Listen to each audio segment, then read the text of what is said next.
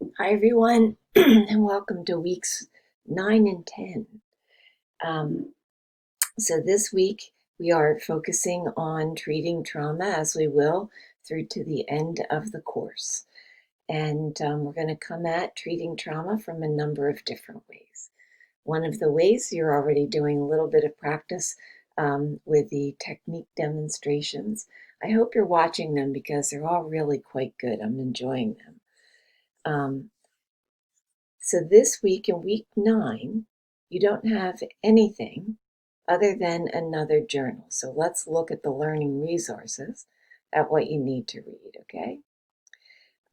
This week, for the journal, you will be reading this article by Bryant Davis and Ocampo about um, racism as trauma, or the trauma of racism, okay?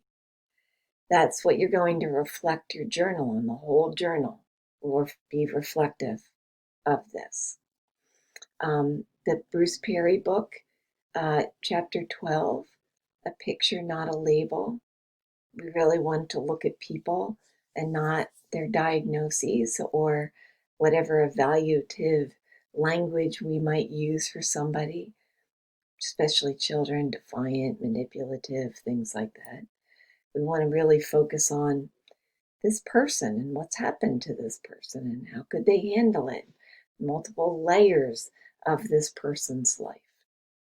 That's the same, if we look at racism as trauma, we also want to make sure that we look at the whole person, that um, from person to person, their experience of trauma can be very different even when they've had a very similar experience. So we need to get to know the person and how the person is handling what's happened to them, regardless of what it is, okay?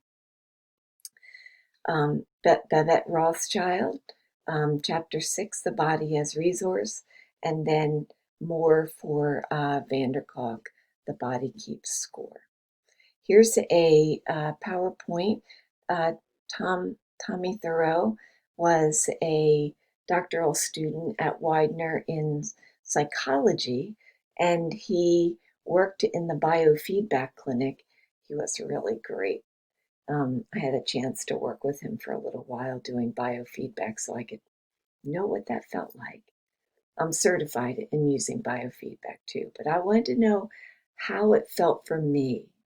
And I think that for all of you, especially if you're going to be doing trauma therapy, it's important to have some experience of therapy so that you can know maybe what works and what doesn't work and how individualized this can be.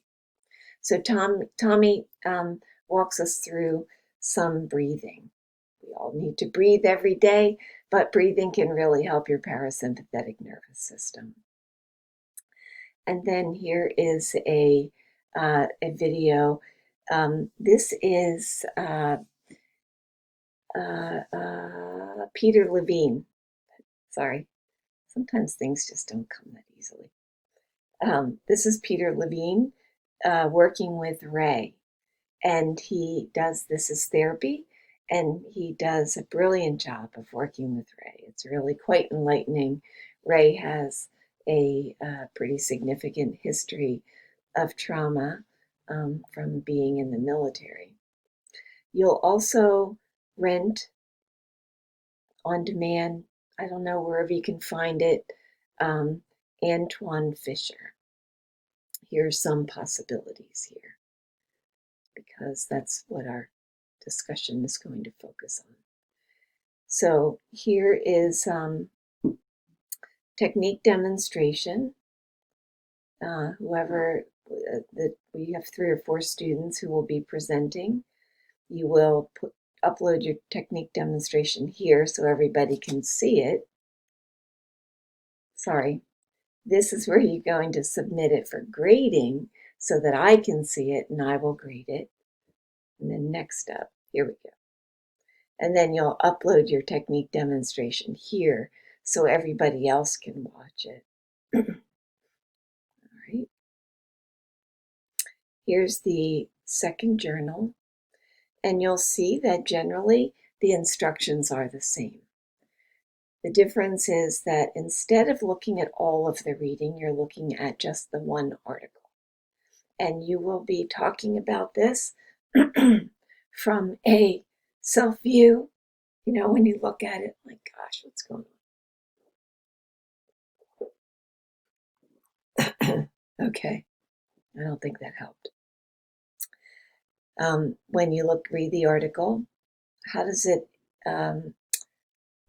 what does it do to make you think about yourself? Again, always only sharing what you feel comfortable with, knowing that I don't share your journals with anybody else. 2, your view of others. How does this change your view of others? And then in practice, we're going to write a page to a page and a half. How can you use this information in your practice? Maybe it's your current practice, possibly your future practice. Okay. That's due Sunday of week 9. In week 10, after you've watched, well, you might want to come here and look at the questions here first, and then watch Antwone Fisher. And maybe you've seen Antwone Fisher before. I know I've seen it several times. But we're going to actually look at Antwone Fisher through a trauma lens. And this might bring up some new ideas or new observations that you haven't had before. This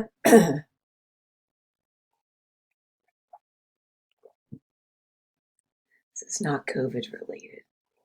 I haven't even been in a grocery store since March. I think this is an allergy thing. Okay, so there are 6 questions that you're going to answer about the film. The first question, some people get mixed up about, so let me just clarify. In this question, Antwone Fisher comes to therapy. This question's not asking you what brought him to therapy. Why did he end up in therapy? He gets himself in trouble and he ends up in therapy. That's not what it's asking. This question is asking you, once Antwone is in therapy, what engages him to become a participant in the therapeutic relationship? Then how does Antwone change during the time that he's in therapy? What changes in his therapist? We would be kidding ourselves if we thought that the people that we work with didn't somehow influence us. And people do. They highlight something for us that we begin to look for in other people. Maybe we make a mistake with somebody and we don't want to make that mistake again. So that makes us a little more aware of what we're doing, what we're saying, how we're saying it. So we are all changed, no matter whether we're the therapy person or the therapist.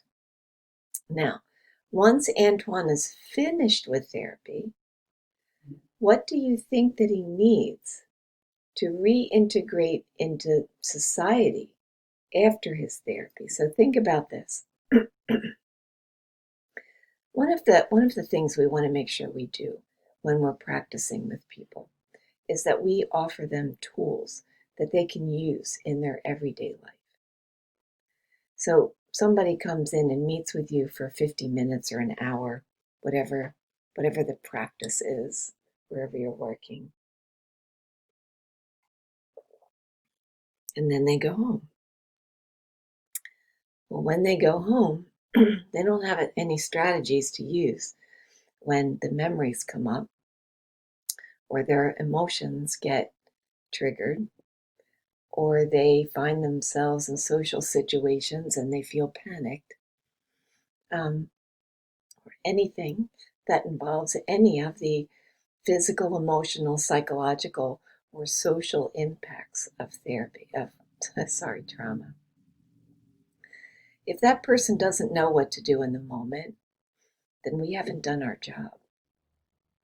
So we need to use, in fact, some of those um, uh, demonstration techniques that you're all teaching to help build people up and say, hey, let me explain to you how doing your nails or baking a cake might be something, or breathing might be something that could help you in a moment when you start to remember the trauma in some way.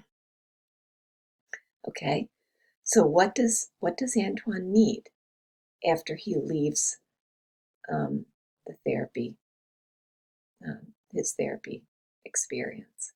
He goes back out to live in the world, has friends, has a partner, whatever is going on. What's important to help him continue to live his life? Um, so also comment on the consolidation of his gains. So as you watch him work through therapy, what are the kind of baby steps that he's taking along the way that result in his capacity to better handle what's happening in the world around him? And then, did you have any concerns or reactions about the therapist's behavior? Sometimes we do things that we're not sure we're in the bounds of our ethical practice, and those things might actually they might have good results. Just like think about Dr. Perry and Tina. Dr. Perry giving Tina and her mom, a ride home. That's kind of outside the therapy bounds ethically, but he gained so much from doing that. He didn't reveal anything about himself. He didn't engage in any way in their privacy, violating their privacy. But you know what? This happens in this film too. Something like that happens. So, do you have any concerns about that? Okay. This is one of those. This might be an opportunity. I'll have to look at my schedule. Sometimes I offer a virtual discussion instead of posting. Okay. So I'll have to look in week 10 and see what I have. And when I have some time, I will post an announcement about that. And that is it for this week. So please let me know if you have any questions. I'm happy to answer your questions. And I'll see you in the course. Thanks. Bye.